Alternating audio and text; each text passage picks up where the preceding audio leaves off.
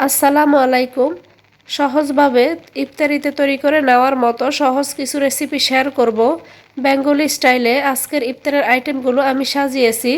তো আজকের ইফতারের আইটেমে আমি কোন কোন রেসিপিগুলো তৈরি করেছি একেবারে সহজভাবে আজকে আপনাদের সাথে সেগুলো শেয়ার করব, যেগুলো আপনারা খুব কম সময়ে ঝটপট তৈরি করে নিতে পারবেন।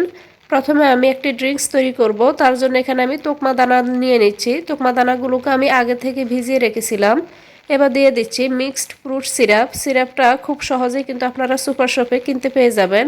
দিয়ে দিচ্ছি কয়েক টুকরো বরফ এবং ঠান্ডা পানি দিয়ে এই সবগুলো উপকরণ খুব ভালোভাবে মিশিয়ে নিব।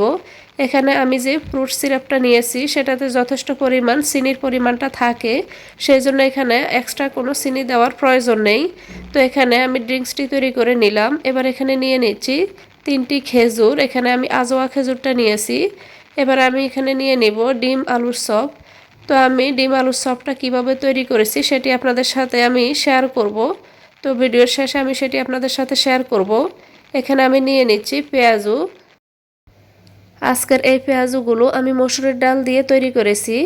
এবার এখানে ডেজার্ট হিসেবে নিয়ে নিচ্ছি মিল্ক পুডিং। এবার নিয়ে নিচ্ছি ছোলা বোনা।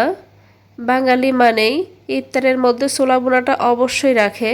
তো আমি এখানে ছোলা বোনা ছাড়া তো ইফতারিটা অসম্পূর্ণ থেকে যায়। তো আমি এখানে ছোলা বোনা নিয়ে নিলাম, সাথে নিয়ে নিচ্ছি এখানে কয়েক টুকরো তরমুজ।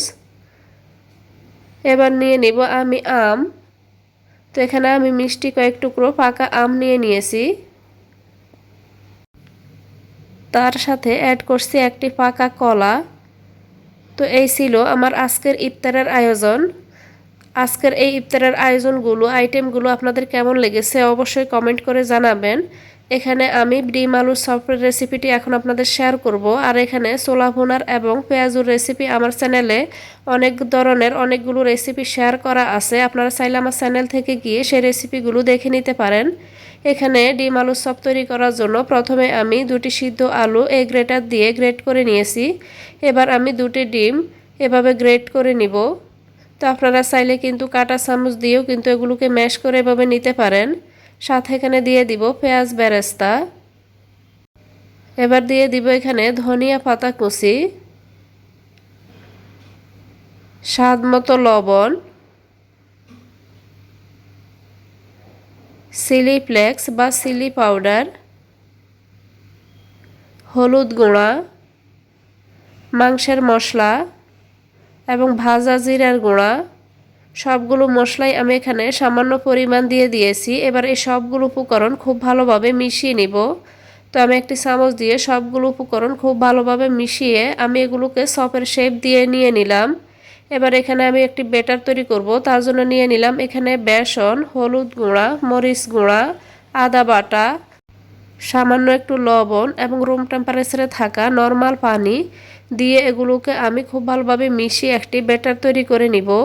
তো পানিটা আমি একেবারে না দিয়ে অল্প অল্প করে দিয়ে মেশাতে থাকব।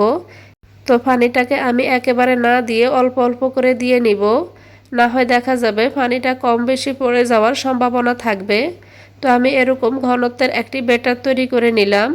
তো আপনারা দেখে নিশ্চয়ই বুঝতে পারছেন যে ব্যাটারটি আমি কীরকম ঘনত্বের করে তৈরি করে নিয়েছি।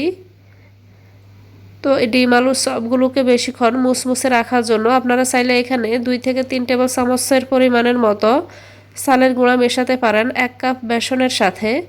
এবার এগুলোকে আমি এখানে বেসনের গোলায় ডুবিয়ে গরম তেলে মিডিয়াম আঁচে মুসমুসে করে ভেজে নিব। তো আমি এখানে একেবারে যে কয়টা আলুর চপ দেওয়া যায় সেই কয়টা দিয়ে এবার আমি মিডিয়াম আঁচে এগুলোকে মুসমুসে করে ভেজে নিচ্ছি। তো আমার এখানে ডিম আলুর চপগুলো ভাজা হয়ে গেছে, আমি এবার এগুলোকে তুলে নিলাম। তো আশা করছি সহজ আজকের এই ইফতারের আইটেমগুলো আপনাদের অনেক ভালো লেগেছে। রেসিপিটি দেখার জন্য সবাইকে ধন্যবাদ।